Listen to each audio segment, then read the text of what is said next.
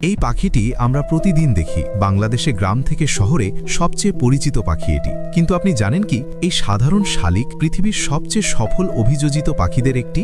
শালিকের ইংরেজি নাম কমন মায়না। শালিক বেশ কয়েক ধরনের হয়। সাদা কালো শালিককে ডাকা হয় গো শালিক বা গোবরে শালিক নামে। অন্যদিকে ঝুটি শালিকও সাদা কালো রঙের হয়, কিন্তু এর মাথায় একটি ঝুটি রয়েছে। গাঢ় বাদামি শালিককে বলা হয় ভাত শালিক। এর বাইরেও রয়েছে গাং শালিক, বামন শালিক ইত্যাদি।